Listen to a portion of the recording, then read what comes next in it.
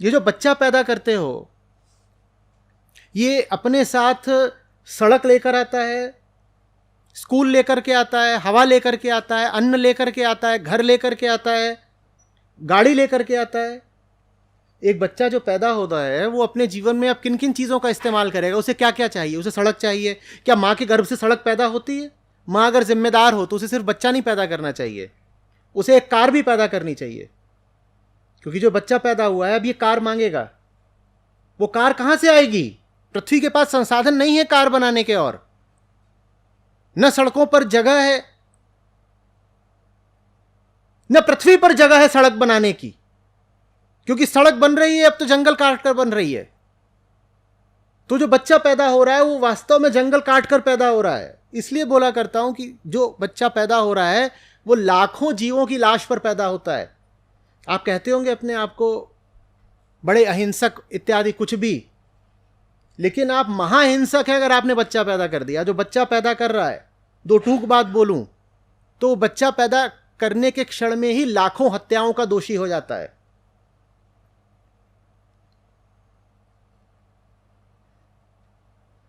आपको पता है आप जो खाते हो उसकी खेती करने के लिए जमीन है नहीं, तो कैसे पैदा होता है? जंगल काटे जाते हैं ताकि खेत बनाए जा सकें, और जब जंगल कटता है तो सिर्फ पेड़ नहीं कटता, उस पेड़ पर जितने पशु पक्षी, जितनी प्रजातियां आश्रित थीं वो सब गईं, खत्म। आपका घर भर गया, उनका घर उजड़ गया। ये हम विचार ही नहीं करते ना। और आप जब बच्चा पैदा करते हो तो आप साथ में ये भी चाहते हो कि आप उसके लिए ऊंची से ऊंची तरह की लाइफस्टाइल की व्यवस्था कर सको, चाहते हो ना। और ऊंची लाइफस्टाइल का अर्थ ही क्या होता है? क्या अर्थ होता है? भोग। सिर्फ एक जगह है जहां से अब भोग आता है, वो है पृथ्वी को नष्ट करके। अमेरिका का औसत नागरिक जितने संसाधनों का इस्तेमाल करता है, अगर दुनिया का प्रत्येक व्यक्ति उतने संसाधनों का इस्तेमाल करने लगे तो हमें 17 पृथ्वियां चाहिए। कितनी? 17। और बनना सबको अमेरिकन ही है ना।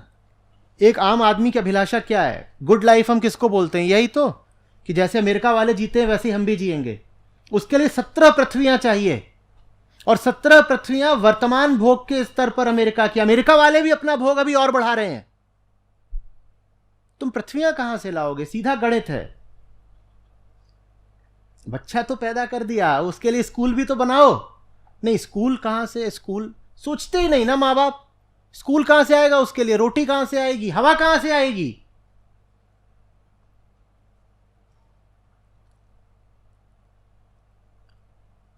एक बार कल्पना करो, एक बच्चा अगर 80 साल जिएगा तो 80 साल में वो किन किन चीजों का भोग करेगा? वो चीजें कहां से आएंगी? पैदा करो उनको साथ में। मां बाप के ऊपर ही नियम लगाया जाना चाहिए, तुम ये सब चीजें भी पैदा करके दो।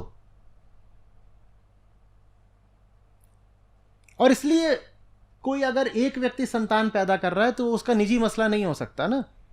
आपने इतनी संतानें पैदा कर दी, वो ट्रैफिक जाम लगा रही हैं, बताइए ये आपका व्यक्तिगत मसला कैसे है? ट्रैफिक जाम में तो मैं फंस गया। आप कहते हैं साहब ये तो हमारा मसला है, हम कुछ भी करें। आप कुछ भी करिए, अपने घर के अंदर करिए, फिर वो बच्चा कभी घर से बाहर नहीं निकलना चाहिए।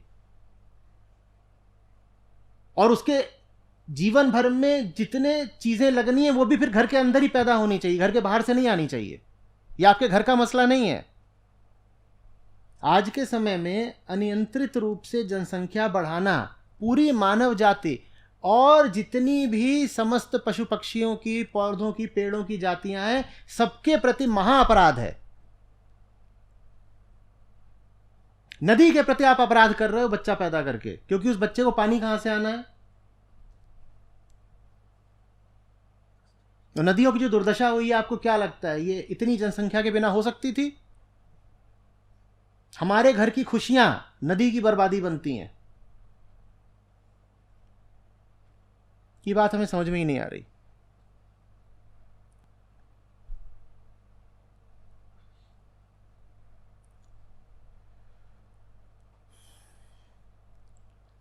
जनसंख्या नियंत्रण का एक समुचित कानून, किसी उल्टे पुल्टे उद्देश्य से नहीं, बिल्कुल सही साफ सच्चे उद्देश्य से बनाया गया कानून भारत की पूरी दुनिया की आज पहली जरूरत है।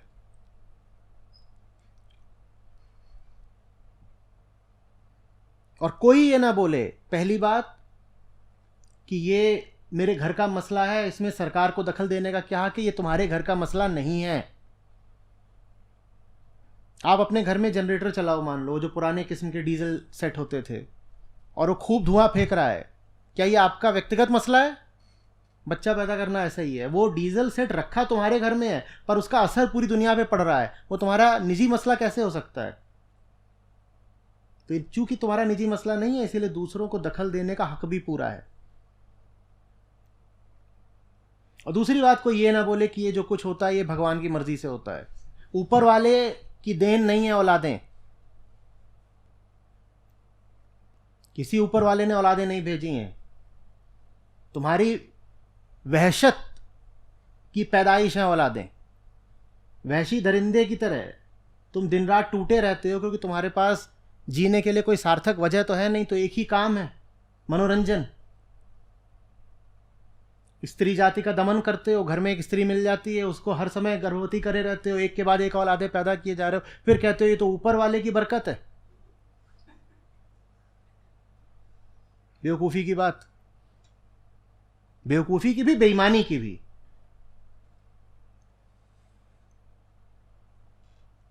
न ये निजी मसला है, न इसका किसी ऊपर वाले से कोई लेना देना है।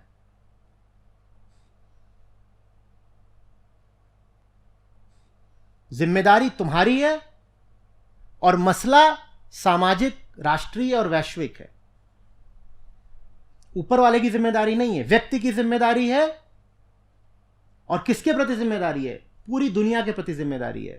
तो वो जिम्मेदारी आपको स्वीकार करनी पड़ेगी कि आप ये जो कर रहे हैं ये आप पूरी दुनिया के प्रति एक गुनाह कर रहे हैं।